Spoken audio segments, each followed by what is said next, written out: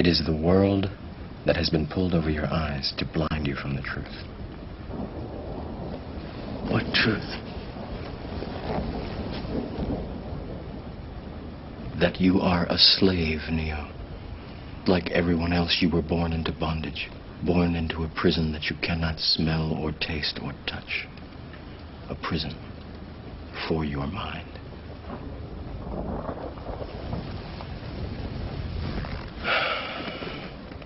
Unfortunately, no one can be told what the Matrix is. You have to see it for yourself.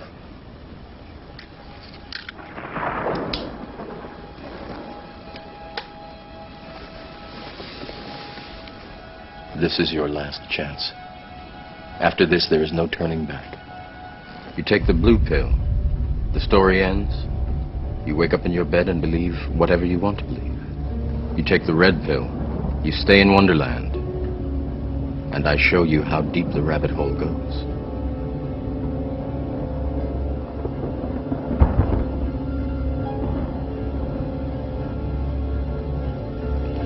Remember, all I'm offering is the truth, nothing more.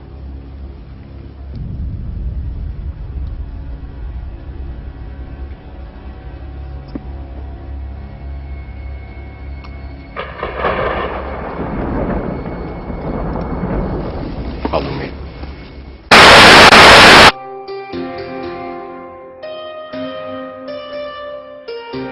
A common misconception among people is that any rule or regulation that governs them falls under one category, law.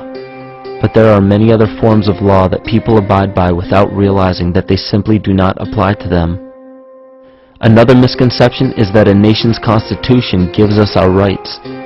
A constitution does nothing more than list the rights that we already have. We are born with inalienable rights, endowed to us by our Creator. They are not given to us, and they cannot be given away. The most a person can do with a right is choose whether to exercise it or not. Maritime admiralty law is what's known as the law of the water. It is superseded by civil law and only applies to those who willingly contract themselves into it. The definition of admiralty law is a body of private international law governing the relationships between private entities which operate vessels on the oceans. Let's look at how and why a form of law that is fashioned to govern corporations, businesses, and vessels has imposed its rule over natural human beings. This is all done through a form of word magic. A simple perversion of language has made it possible to convince people around the world that these alternative laws apply to them. One of the predominant beliefs in modern culture is that licenses, permits, registrations, and other forms of documentation are required to operate motor vehicles, use public roads, build structures and establishments, engage in free enterprise, and much more. Sadly, these beliefs are based on little to no investigation whatsoever, and are false. This belief structure is perpetuated by maritime admiralty law. This form of law was originally created to govern ships docking in foreign nations for the import or export of products and resources. It deals with banking and merchant affairs, not civil affairs. When a product is taken off of a ship and brought into a foreign land, that nation takes custody of the resource and accounts for it with a certificate. That certificate marks the birth date of that product in the custody of the respective nation. Think of why it is supposedly required to have a certificate of live birth in the first place.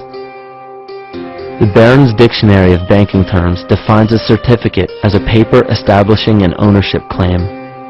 So right there, we notice that everyone with a birth certificate is defined as being owned. People are used as collateral with other nations because the U.S. is bankrupt. The United States declared bankruptcy on March 9th of 1933. At this point, the U.S. began taking out loans from a private, non-government affiliated corporation called the Federal Reserve. With no money to pay back the loans, the United States began using the citizens as collateral. All birth and marriage certificates are literally warehouse receipts. Just look at the similarities of warehouse receipts and birth certificates. Both document the date of issue, a serial number, registration number or receipt number, a description of the product, and an authorized informant to notify the appropriate government agency. With all of this information being readily available, the majority of people are unaware of their involvement with maritime admiralty law. This is possible through the manipulation of language. This admiralty law changed the meaning of the word person from a natural living person to a corporation. Driver's licenses, vehicle registrations, auto insurance forms, building permits, gun permits, work permits, tax filing documents, birth and death certificates, traffic citations, and many other forms of documentation that were once believed to be absolutely necessary only applied to persons or corporations. Upon signing such a legal document, you are indirectly waiving your rights under the Constitution and lowering your status to that of a corporation that is created with the same exact name as you. The only way to reconcile your true name from the name of the corporation is to take notice that the corporation has its name in all capital letters. This is known as capitis diminutia maxima. You may take notice that your driver's license, birth certificate, social security card, insurance cards, and more use all capital letters to legally represent the corporation with your name, not you. The corporation is known as an artificial person, whereas you, the human being, are known as a natural person. This deception goes even deeper when it comes to the courts that we attend. When showing up to court, you will notice that there are seats for witnesses behind a wooden fence or barrier. The defendant must cross through the entrance to the other side of the barrier where the plaintiff and judge sit. This act symbolizes the boarding of a ship. At this time, business can be conducted in maritime admiralty law. The judge, acting as captain or banker, is responsible for settling the balance between the two sides. This is why there is always a monetary value involved in any court case. The captain is simply dealing with banking and merchant disputes. Once the balance is paid, the case is closed. To turn the court case away from admiralty law where your rights are not protected, you must avoid agreeing to represent the artificial person. This is done by stating that you are the natural person. You don't have a first or last name because those imply corporate title. In a court case, you may state that the court takes judicial notice of your honor's oath of office.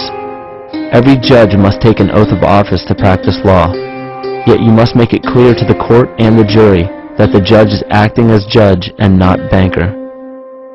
Remember that you are a natural human being of the earth. You are not governed by anything but your own consciousness. Laws are created within a society.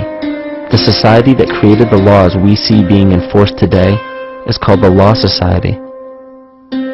Yet the most beautiful part of this entire deception is the fact that we are not part of the Law Society, so their laws do not apply to us.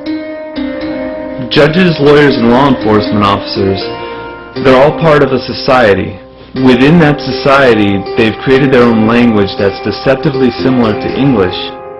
They have these little things called statutes, acts, and regulations that seem like laws, but they really only apply to those within their society.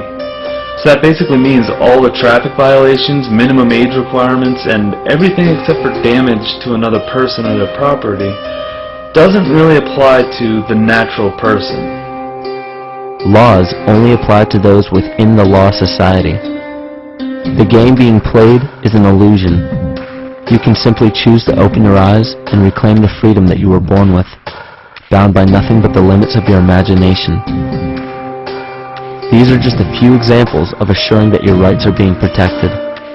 By far, the most important line of defense against this deception is to be aware of the perversion of language, and be absolutely aware of how you form your beliefs and concepts.